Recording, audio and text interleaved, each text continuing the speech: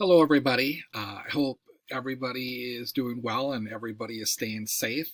Hopefully, your kids are, adjusting to the new norm for social distancing and going to remote learning. This is a video that I'm just going to talk to you as the parents just to give you an idea of what's going on. I'm not going to be sending a parent video home every week, but this one just kind of will give you an overarching idea of what's going on. I'm probably going to create a student video every week because it's easier for me to show the kids what they're going to be doing and explaining it versus having to type it all out. But students are going to get something similar to what, if you've already watched the science video, similar to what we did in science. Whether it's going to remain that way or not, I'm not sure. The big difference between science and math is in science, I'm just coordinating with Mr. Phillips, one other teacher.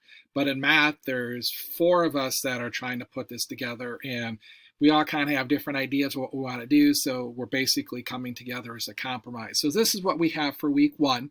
I did switch this to remote learning. You may ask why. Well, if you've gotten any of the emails home from the district, Dr. Miller is calling it remote learning. So I'm going to change my verbiage here to remote learning from distance learning. And this is for Math 8. Now the office hours, if you've already watched a science video, I messed up. I don't know how, but I did. The 8th grade office hours are from 9 to 10. Actually, the whole middle school is from 9 to 10 and 1 to 2. I think elementary is from 8 to 9, and high school is from 10 to 11. But bottom line is, if you contact me during different times outside of these office hours, I'm still going to get back to you. One of the things I told the students is that if you don't do your math until 7 o'clock at night and all of a sudden you get to it at 8:30, I may not respond that late at night. I'm an old man, so I like to get to sleep fairly early. Plus, my dog gets me up usually at about 5 o'clock every morning and wants to do breakfast and go for a walk. So I've been getting up at 5 pretty much every morning since we've gotten out of school. And we don't have office hours this Friday, and that's because it's Good Friday, so school was not scheduled to be in session anyway. So I didn't put it on there. You might be asking yourselves, why Wednesday? Where's Wednesday? Well, Wednesday is the day that the teachers have all their meetings. So we do everything virtually.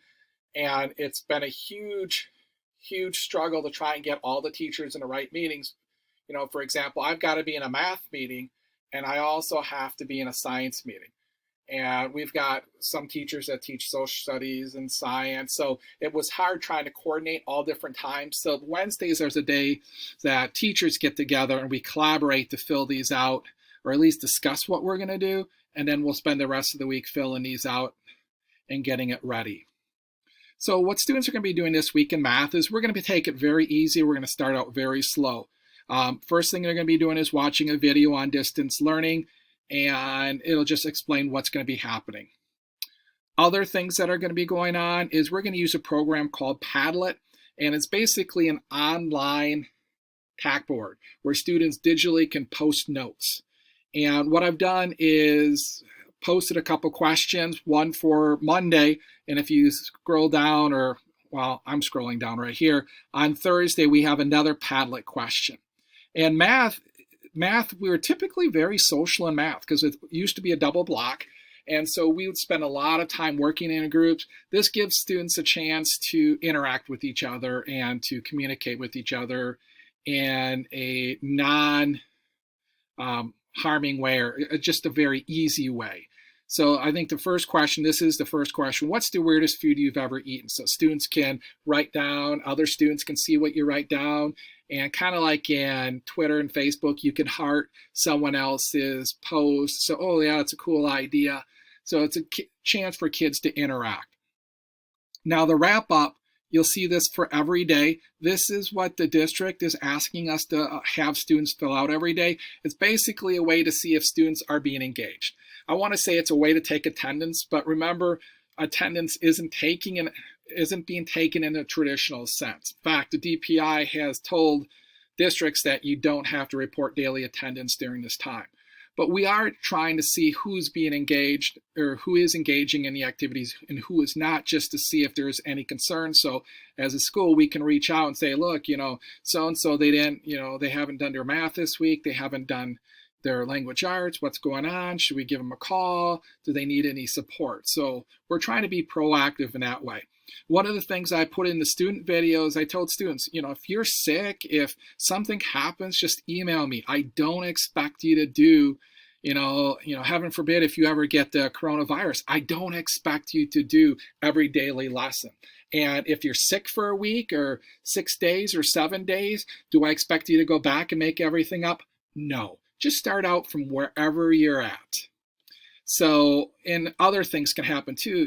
If both you and your significant other, or if you're a single parent and you still have to go to work and your 8th graders taking care of their younger siblings, I know things are going to be a challenge. Things are very different. So if your student can just email me what's going on, I understand if they can't get everything done because so many different things are happening and it's just a very, very different time.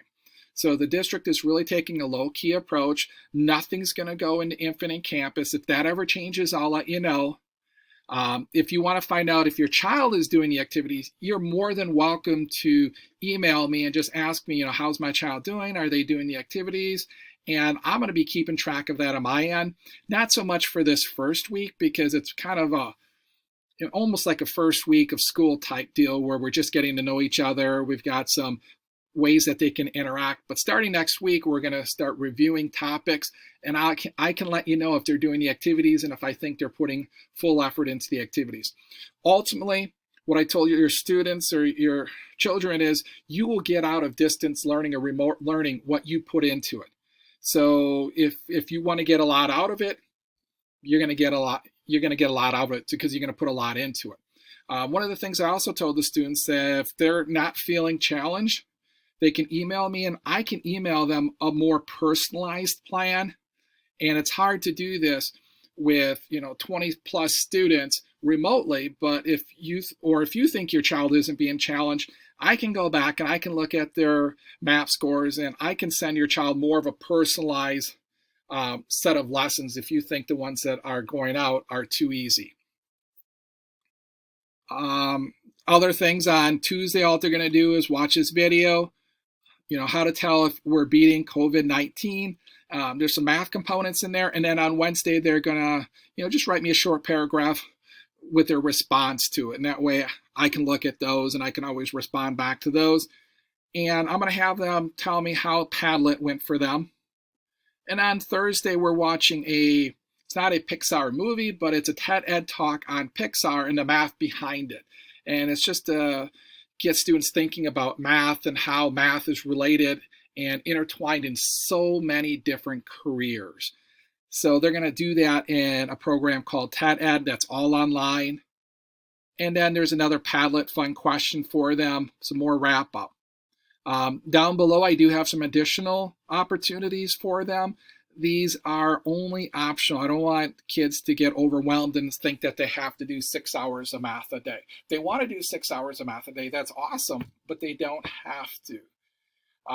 As a parent, if you ever have any questions, if you have any concerns, obviously you can email me anytime, and I'll definitely try and respond during these hours, but I will respond during different hours as well. Or if you ever want to talk, I use a program called Google Voice, and I can give you a call pretty much any time. Obviously, if it's 1 a.m., it'd be a little hard to do, but I could do it. Just understand that if I call you on your phone, it'll show up as restricted because Google Voice doesn't give you a callback number. And I'll leave a message if I ever call you if I can. So if you have any emails, you have any questions, or we can do a Google's Meet where you can actually see my screen and I can show you things if you want me to. Trying to think of everything that I told the kids. One of the other things I told the kids is make sure that they can get logged into Khan Academy. Last week I set up classes for Khan Academy, and I see a couple of students must have gotten emails and got things set up.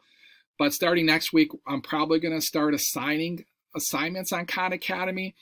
And the one thing that Khan Academy has that some of the other programs doesn't is Khan Academy always has video helps. So if you're not getting a problem, you can watch a video. IXL is great. It'll tell you what you did wrong, but it won't show you what you did wrong with a video. That's why IXL is really good for in class. And we'll do some IXL during this time as well. But I really like Khan Academy because there's lots of videos attached. So if you have any questions, any concerns, please feel free to email me. Let me know if you want to talk, via the phone sometime. Just email me with a good time and a phone number that I can call you. Sorry about that. I had to think about what I was going to say. And let me know if you have any feedback for me, because this online learning, this remote learning is new for me as well. So I'm sure there's going to be some learning curves for both the students and the teachers as well. So thank you and have a good week.